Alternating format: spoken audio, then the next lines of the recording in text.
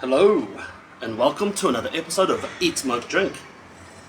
Today, I'm going to review an exciting whiskey. Every time I review a Springbank, I get overexcited. Very, very excited, extremely aroused and moist. Now, this particular one is done by Elixir distillers. It is for the art of whiskey. Now, I don't know what occasion they did it, I don't know the history of it, but it is a 24-year-old Springbank, 51.7. Doesn't really tell you much of what kind of barrel it is or anything like that, but it doesn't matter. I'm going to review it for you and tell you what I taste, what I smell and can sniff.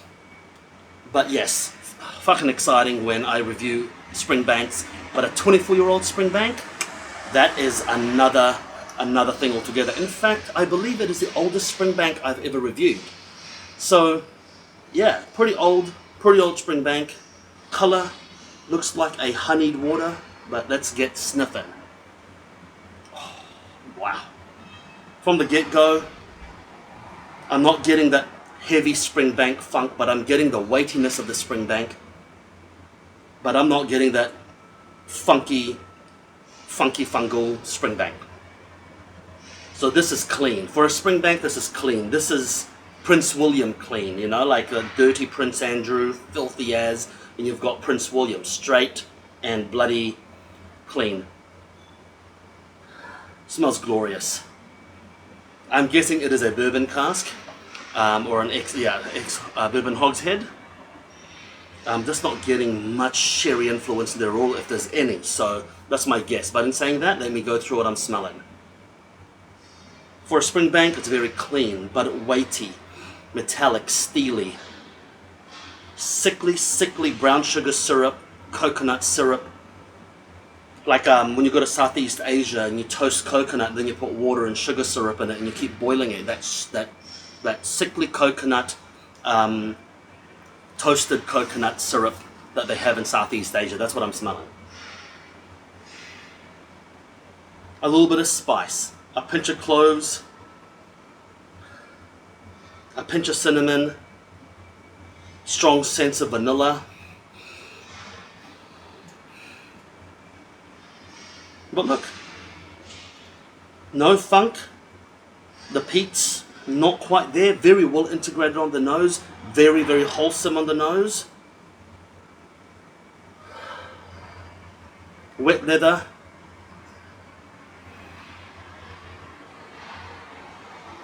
New and old leather. So an old leather and new leather, like a leather that's like straight out of the box. I'm getting a hint of smoke, but not really a heavy hint of smoke. I mean,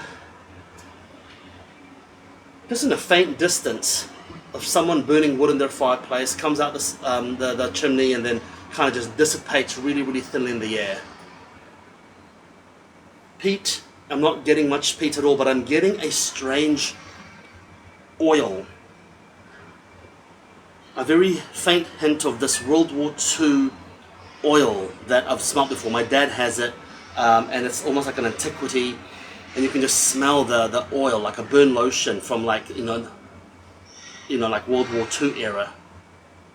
Like bandage glue. The fresh Leukoplast Band-Aid.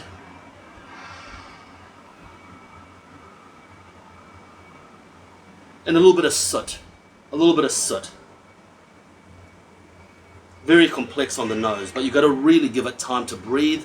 You've got to give it time to evaporate in your nose. But yes, very compelling nose. I mean, I can nose this for fucking ages and it's still going to keep giving, I think. Hot glass.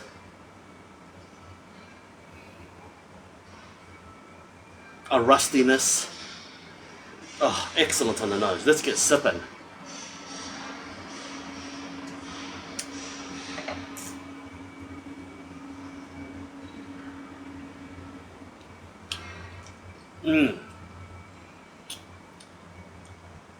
I'm getting dried muscat, like a type of grape variety that's been dried on the vine. You have it with cheese. I'm getting a dried muscat. You're getting a Russian fudge, buttery sensation in the mouth. Oh wow, that is fucking delicious. Oh wow. The mouthfeel is exceptionally viscous, syrupy.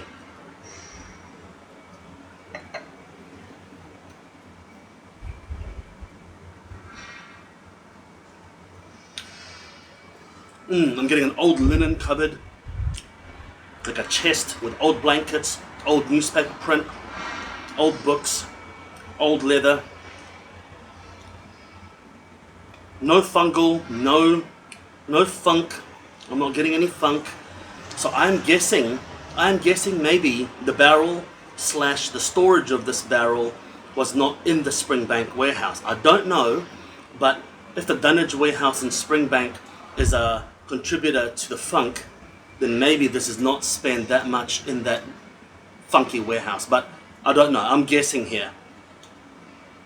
I mean, if you were to give it to someone, you wouldn't necessarily say Springbank. It's not a signature Springbank. Definitely not a distillery Springbank that you can just pick. It's got some Springbank character, but it's a very strange dram. It's like a hybrid between a Springbank and maybe a Klein Leash and a Little Mill. It's just really bizarre.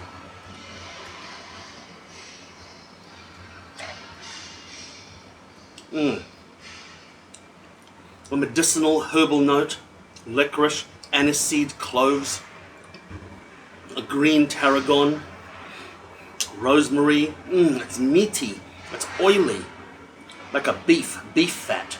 Oh wow. It's progressing in every sip.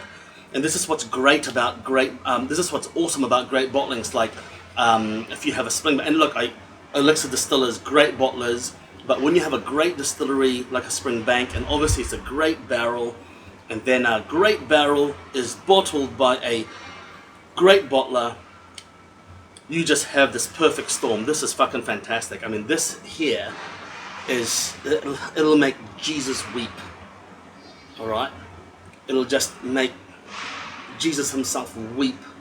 It's a Springbank, but not a Springbank. A very strange combination, and I'm liking it.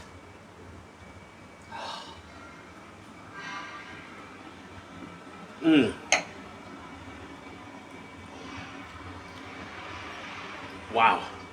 Fantastic dram. I mean,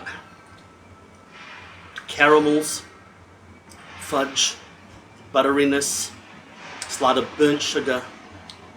It just keeps building on itself, and each sip just reveals more and more.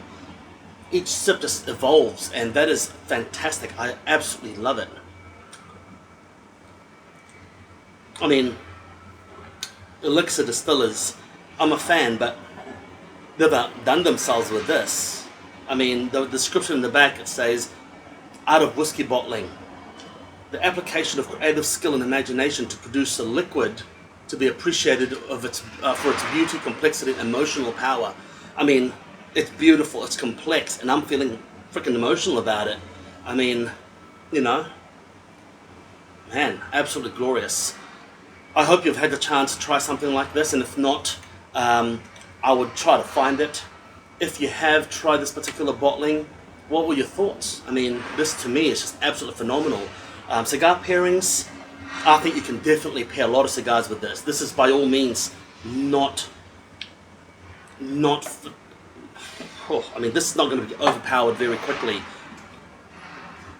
51.7% is not that high, but I would say go for a robust, ballsy cigar with this. Something peppery, something a natural wrapper, Dominican, maybe a ballsy Cuban, maybe a Partagas with this one, or a Arturo Fuente, something ballsy and peppery, because this can handle it, and this will actually tame the cigar, which is not every day, I can say that, but it is absolutely glorious.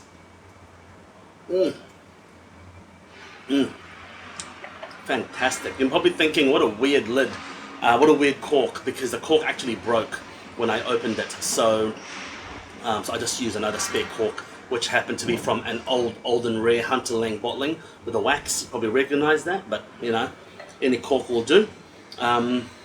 Fantastic. I recommend buying this. If you don't like your firstborn child, trade them in for this.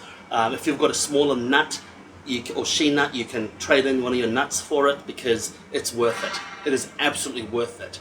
Yeah. Until next time, make sure you eat, smoke, drink. Cheers.